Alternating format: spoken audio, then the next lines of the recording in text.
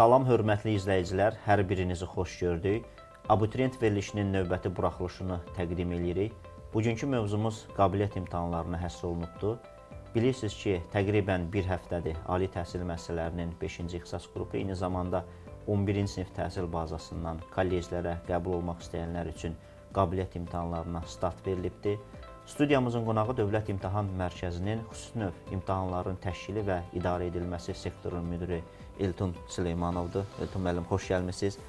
Mən istərdim bir qabiliyyət imtahanları haqqında ümumi məlumat verəsiniz. Hansı istiqamətləri üzrə keçirilir, nə qədər davam eləyəcəkdir, bizim imtahan iştirakçıları nələrə fikir verməlidirlər? Salam xanlar, mənim dəvətiniz üçün əvvəlcə təşəkkür edirəm. Həm də bizi izləyən abituriyentlərimizi də salamlayırıq. İmtahanlarımız deməli, bizim ümumiyyətlə xüsusi qabiliyyət imtahanları nədir, o haqda ilkin məlumat vermək istəyirəm ki, müəyyən ixtisaslar var ki, bu ali və orta ixtisas təhsil müəssisələrində. Burada həmin ixtisasa qəbul olmaq üçün testlə yanaşı onlar xüsusi bacarıq və yaradıcılıq qabiliyyətləri yoxlanılır. Bu imtahanlara biz qabiliyyət imtahanları deyirik.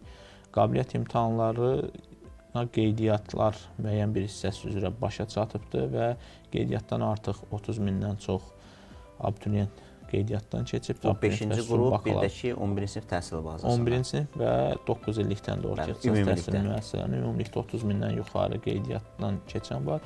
Ümumiyyətlə, qabiliyyət imtahanları 6 istiqamət üzrə bizdə təşkil olunur. Bunlara idman istiqaməti, təsviri sənət istiqaməti daxildir, teatr, kino, xoreografiya istiqaməti, musiqi sənəti istiqaməti, memarlıq, jurnalistika istiqamətlər üzrə imtahanlar təşkil olunur. Bir də İslamşünaslıq və dini mənəvi xidmət orta ixtisas təhsil müəssisəsində dini mənəvi xidmət adlanır. Bu istiqamətlər üzrə də müsahibələr təşkil olunur Dövlət İmtahan Mərkəzi tərəfindən mərkəzləşmiş qaydada. Qiymətləndirmə necədir? Yəni bax, burada siz hansı meyarlara əsasən qiymətləndirilir? Balla, yoxsa həm bal, eyni zamanda test imtahanı balı, qabiliyyət imtahanı balı? Bax, burada fərqlər nədən ibarətdir? Burada belədir. Bayaq sadaladıq, yəni istiqamətlər fərqli olduğuna görə hər bir istiqamətin özünün spesifikası var, özünün meyarı, proqramı və s. var. Hər birində tələb olunan yaradıcılıq və bacarıq fərqli olduğuna görə onların hərəsinin özünün qiymətləndirmə meyarı var. Amma ümumilikdə bizdə qiymətləndirmə prinsip olaraq iki cür yanaşılır. Burada məqbul və qeyri-məqbul olaraq qiymətləndirilir. Bir də ki, qabiliyyət imtahanının balla qiymətləndirilir. Bunun fərqi nədir? Məqbul və ya qeyri-məqbul qiymətləndirilən ixtisaslarda qəbul, yəni qəbul prosesi test imtahanı ilə nəzərə alınır. Yəni test imtahanı daha yüksək kimsə onlar qəbul olunur. Yəni siz birinci qabiliyyət imtahanından məqbul alırsınızsa, sonra isə artıq sizi bir-birinizdən fərqləndirmək üçün test imtahanının balına baxılır. Ancaq hansı ki, qeyd elədik ki, qabiliyyət imtahanı balı əsas götürülən, yəni balla qiymətləndirilən biz qabiliyyət imtahanı deyirik. Burada artıq əsas göstərici qabiliyyət imtahanının nəticəsi, yəni balı nəzərə alınır. Burada artıq qabiliyyət imtahanının balı kimdə daha yüksəkdirsə, o qəbul olur. Yəni, tutaq ki, mənim 10 balım var, kiminsə isə 9 balı var, amma o 9 balı olan məndən test balı çox olsa belə, üstünlük 10 balı qabiliyyət imtahanında 10 balı olana üstünlük verilir. Bu da istiqamətlər üzrə də fərqlidir. Yəni, elə istiqamət var ki, daxilində onun məqbul və qeyri-məqbulla qiymətləndirilən ixtisaslar var, həm də balla qiymətləndirilən ixtisaslar var. Aydındır. Elton müəllim, idman istiqaməti haqqında mən istərdim bir məlumat verəsiniz və burada imtahan iştirakçıları nələrə diqqət yetirməlidirlər?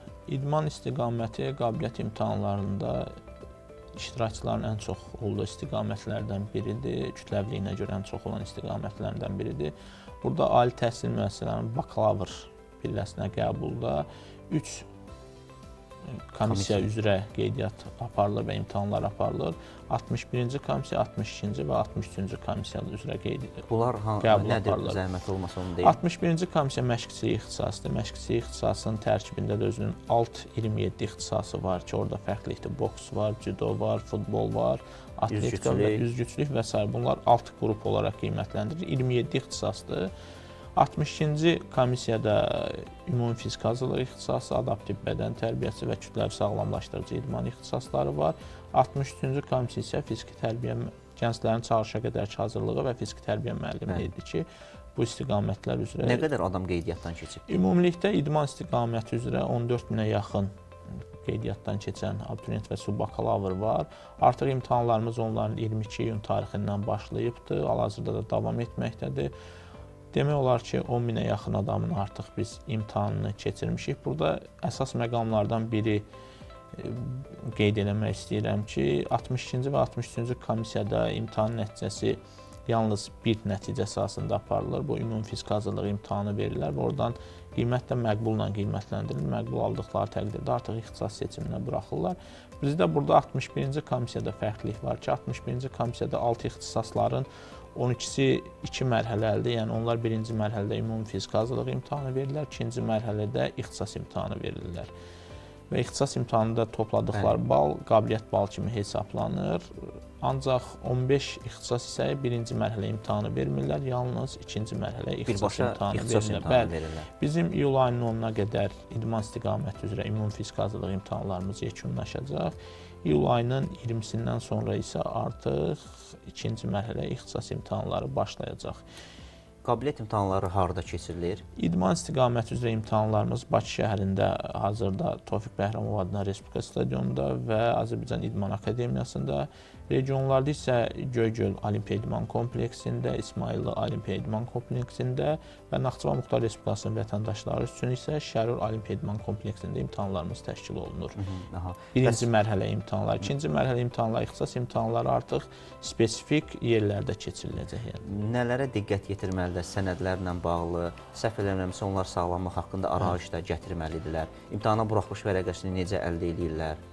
İmtahana buraxılış vərəqəsini abituriyentlər bizim digər imtahanlarda olduğu kimi qeydiyyatdan keçdikləri hissədə onlar buraxılış vərəqələri Dövlət İmtahan Mərkəzinin rəsmi saytında yerləşdirilir. Bu barədə biz ən azı imtahandan 5 gün əvvəl buraxılış vərəqəsi yerləşdirilir. Ən azı və Dövlət İmtahan Mərkəzinin rəsmi internet saytında da bu barədə məlumat verilir.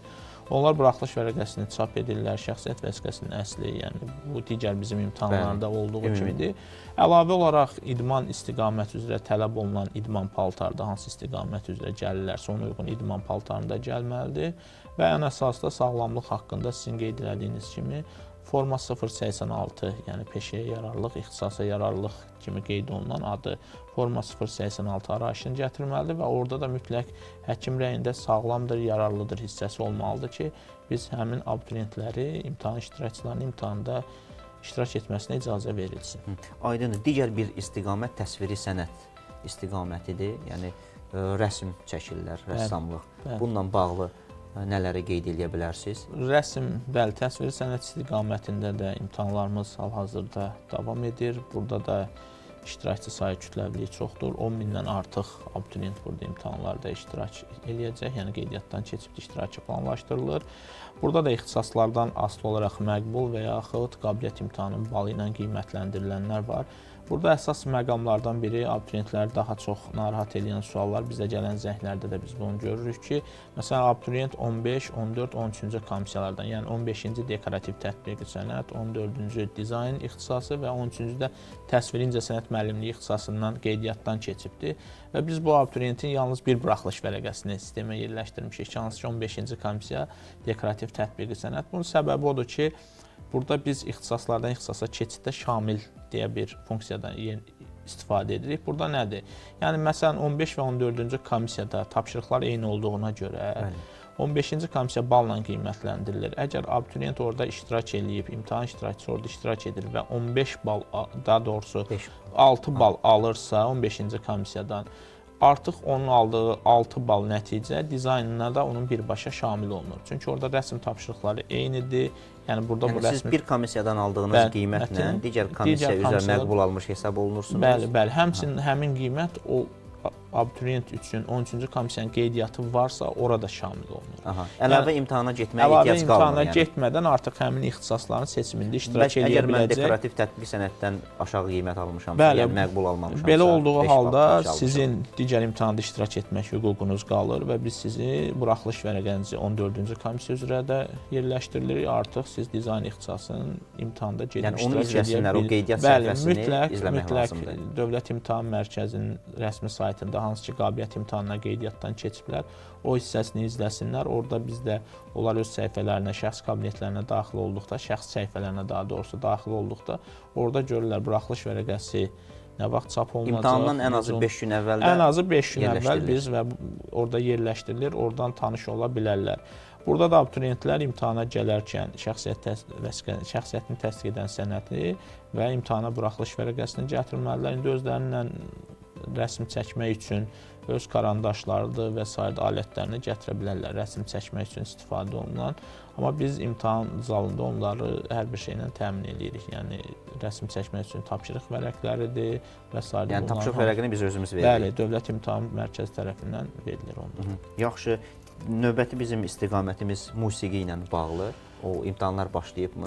Bəli, musiqi istiqaməti də qabiliyyət imtahanlarının rəngarəng olan hissələrindən biri ki, burada komissiyaların çoxluğu, müxtəlif istiqamətlərin olması ilə əlaqədar fərqliliyi var musiqi istiqamətində. Musiqi istiqamətində mən say olaraq 1500-ə yaxın qeydiyyatdan keçənlər var və imtahanlarımız iyul ayının 1-dən artıq ali təhsil müəssisələri üzrə 5-ci ixtisas qrupuna start götürübdür və hal-hazırda da imtahanlar davam edir. Burada əsas vacib olan məsələ onlar qeydiyyatdan keçən zaman proqramlarını sistemə elektron olaraq birbaşa bizim sistem vasitəsilə daxil edirdilər və həmin proqramları daxil etdikdən sonra sistemdə öz ərizələrini təsdiq edə bilirdilər.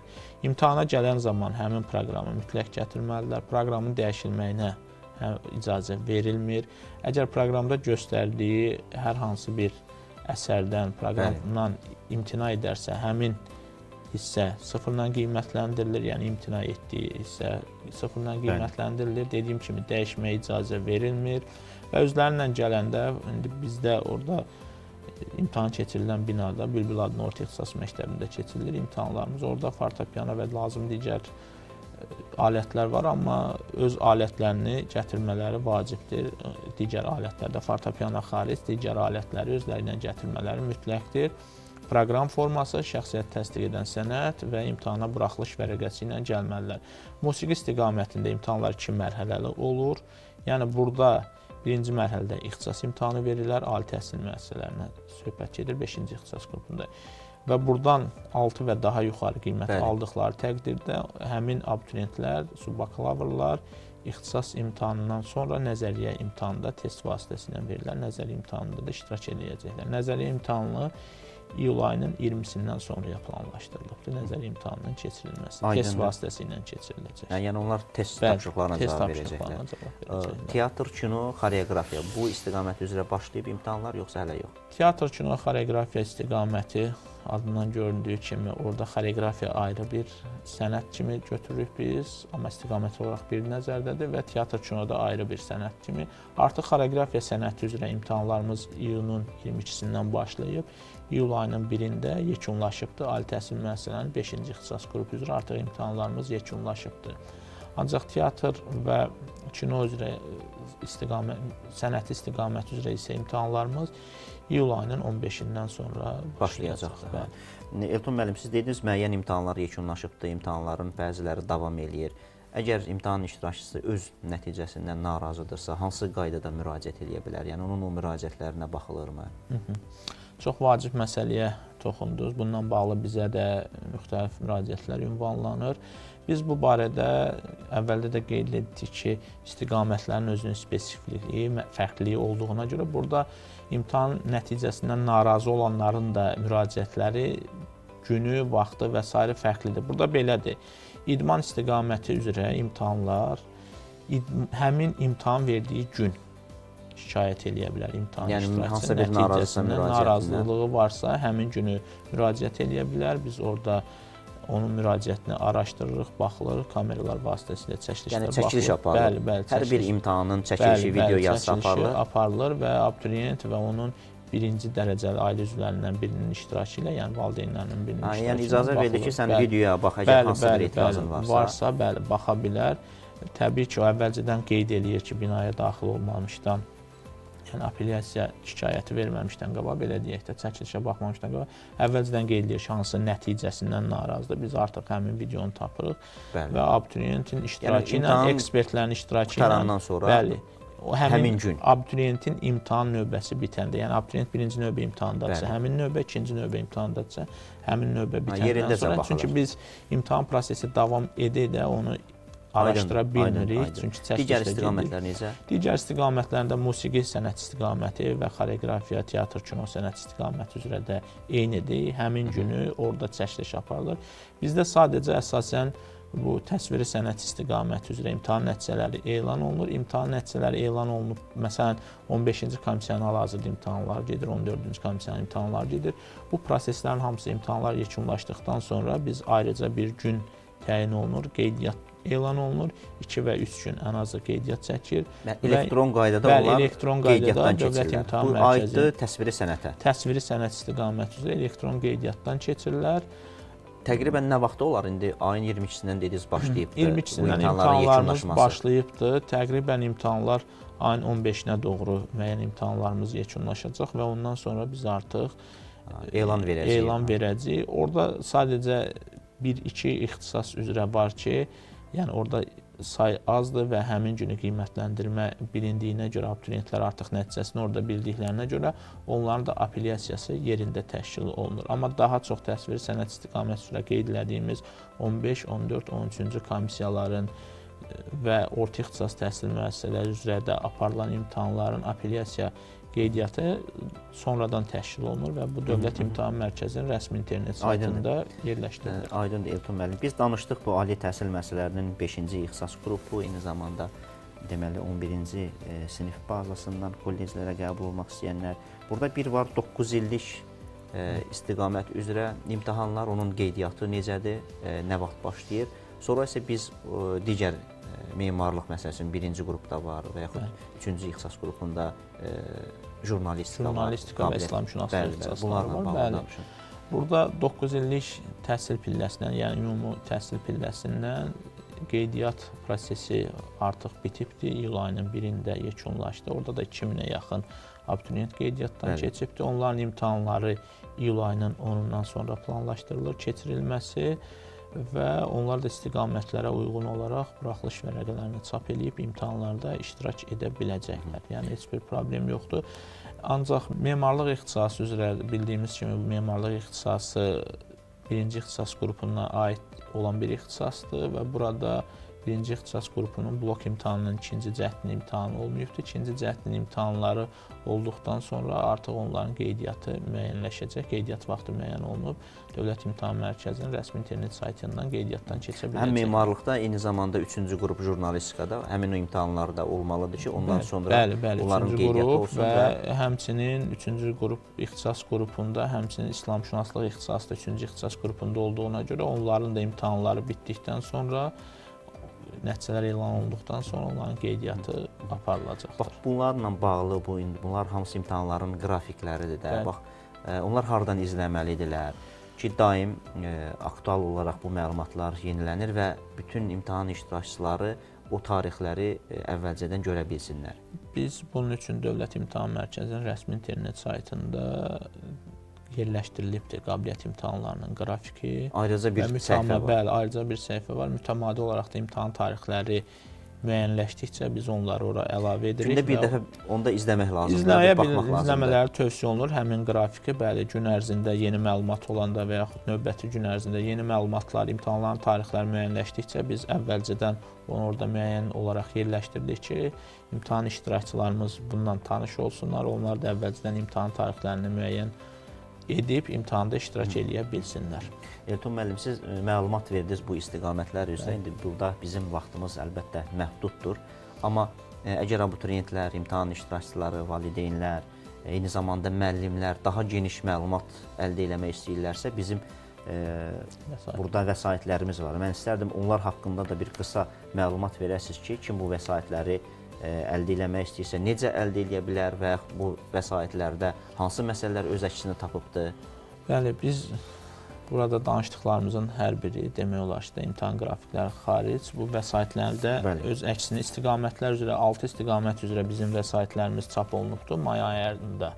Həm musiqi sənəti, bax burada idmandır, jurnalistika, teatr, kino, təsviri sənət və memarlıq. Hamısının ayrıca kitabçası var. 6 adda fərqli istiqamətlərə uyğun olaraq 6 adda biz xüsusi bir abituriyent jurnalının xüsusi buraxılışı çap olunubdur. Bunları necə əldə eləsinlər? Bunlar abituriyent jurnalının həm elektron şəkildə PDF-ini əldə edə bilərlər, həm satış yəni elektron mümkündür deməli. PDF-ləri mümkündür. Həmçinin elektron sifariş, onlayn sifariş verə bilirlər. Həmçinin də onlayn sifariş verirlər, sizə kitabçanı çatdırırlar da. Çatdırılması var. Elektron olaraq PDF-ini satın ala bilərlər. O abituriyent az saytında. Bəli, abituriyent az saytında, həmçinin kitab satış məntəqələrindən onu əldə edə bilərlər. Bizim ümumilikdə qabiliyyət imtahanlarının proqramları, qiymətləndirmə meyarları, qaydaları, metodik tövsiyələr və s. hamısı bu kitabların istiqamətinə uyğun olaraq həmin kitablarda xüsusi buraxılışlarda yerləşdirilibdir. Abituriyentlərdən, subbakalavrlardan, ümumilikdə imtahan iştirakçılarından, hansı ki, qabiliyyət imtahanı verəcək şəxslərdən xahişimiz odur ki, mütləq proqramla, qiymətləndirmə meyarlarına və s. məsələlərlə tanış olsunlar ki, imtahana gəldikdə xəbərsiz olmasınlar, bu meyarları bilsinlər, proqramları bilsinlər ki, bu həm də onların imtahanlara hazırlaşması və imtahanlardan müvəffəq keçmələri üçün vacib bir məsələdir. Çox vacibdir, bunu siz vurğuladınız. Əlbəttə ki, baxmaq lazımdır, əvvəlcədən həmin o meyarlarla tanış olmaq lazımdır. İmtahanda səni nə gözləyir, hansı tapşırığı necə yerinə yetirməlisən. Bax, bu məsələlərə bizim imtahan iştirakçılarımız diqqət yetirsə, əlbəttə ki, yaxşı olar. Çox sağ olun İlkin müəllim, gəldiniz. Təşəkkür edirəm dəvətiniz üçün, çox sağ olun. Ətraflı məlumat verdiniz. Biz bütün imtahan iştirakçılarına uğurlar arzulayırıq. Qabiliyyət imtahanları hələ davam edir. Avqust ayının ortalarına qədər bu imtahanlar keçiriləcəkdir. Daha sonra isə kim məqbul alıbsa, yüksək qiymət alıbsa, əlbəttə ki, onlara icazə veriləcək ki, ixtisas seçimi zamanı qabiliyyət tələb edən ixtisasları da öz ərizələrində göstərsinlər. Bizim növbəti görüşümüz bu həftənin bazar günü olacaqdır. Bilirsiniz ki, ali təhsil müəssisələrinə qəbul imtahanları 2-ci, 3-cü ixtisas qrupları üzrə keçiriləcəkdir və o imtahandan sonra da biz imtahanda istifadə olunmuş test tapşırıqlarının izahını abituriyentlərin diqqətinə təqdim eləyəcəyik. Çox sağ olun, təşəkkür edirəm.